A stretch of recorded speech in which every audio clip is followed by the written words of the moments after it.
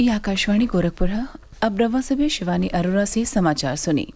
प्रदेश के 14 लोकसभा सीटन पर 5वां फेरा के चुनाव वदे पर्चा दाखिल कैले का समय काली पूरा हो गयल। आजू पर्चन का जांची कैल गयल। यह फेरा में कई गो दलन का 183 उम्मीदवार नामांकन कैले हवे। 5वां फेरा में पर्चा दाखिल करे वाले उम्मीदवारन खातिर बेना संजा 5 बजे ले नाव वापस लेने का समय रही। 20 मई के यह फेरा का ओट परी। ए फेरा में मोहनलालगंज, लखनऊ, रायबरेली, अमेठी, जालौन, झांसी, हमीरपुर, बांदा, फतेहपुर, कौशाम्बी, बाराबंकी, फैजाबाद, कैसरगंज और गोंडा लोकसभा सीट शामिल हो। लोकसभा चुनाव का 6वां फेरा वदे प्रदेश का 14 सीटिन पर पर्चा भरले का प्रक्रिया चली रहल हो।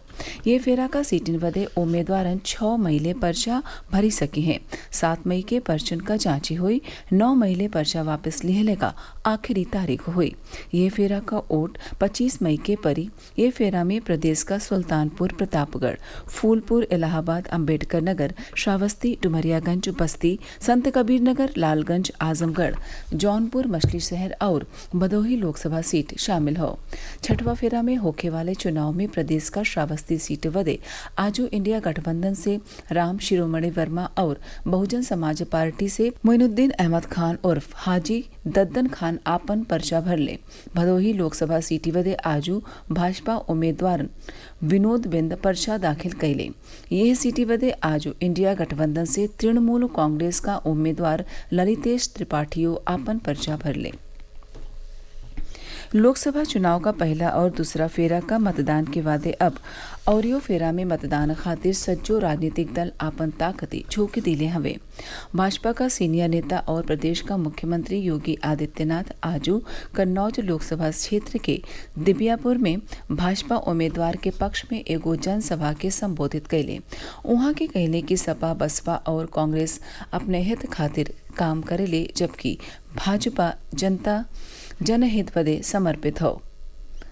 फर्रुखाबाद लोकसभा क्षेत्र के कमालगंज में मुख्यमंत्री एगो चुनावी जनसभा के संबोधित करत कहले कि इंडी गठबंधन देश में डकैती करले का योजना बना रहल हो।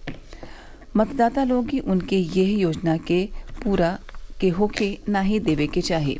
सीनियर भाजपा नेता और उप मुख्यमंत्री केशव प्रसाद मौर्य आंवला लोकसभा क्षेत्र से कटरा, शहादतगंज में और ब्रजेश पाठक भदोही में एगो जनसभा के संबोधित कई के भाजपा उम्मीदवारन के पक्ष में वोट देवे का अपील कैले।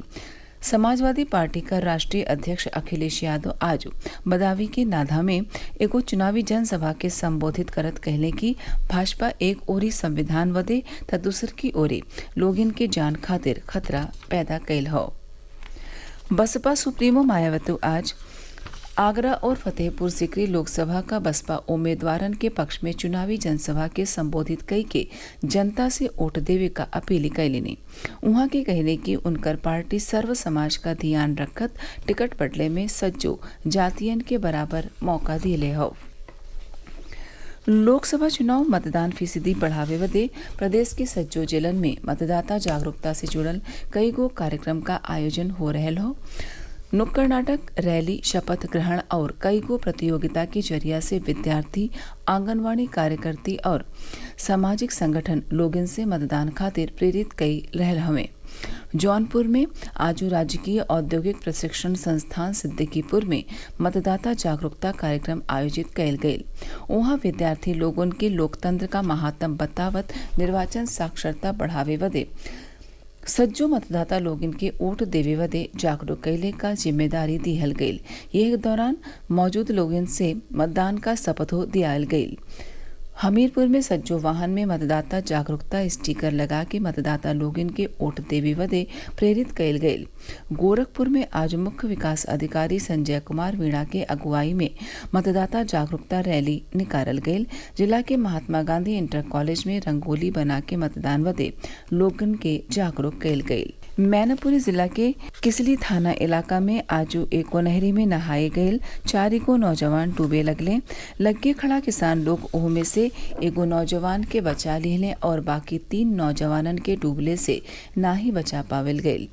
गोताखोरन के मदद से ओह नौजवानन का नहरी में तलाश शुरू कैल दिहल गईल हो। घटना का जानकारी मिलने के बाद पुलिस और प्रशासन के अधिकारी मौका पर पहुंच गए। पूर्वोत्तर रेलवे में चलावल जाए वाली टनकपुर मथुरा विशेष रेलगाड़ी का संचालन दिसंबर 2024 तक ले बढ़ा दिहल गयल हो। ई विशेष रेलगाड़ी मथुरा छावनी ले चलावल जाई। समाचार पूरा भइल। नमस्कार।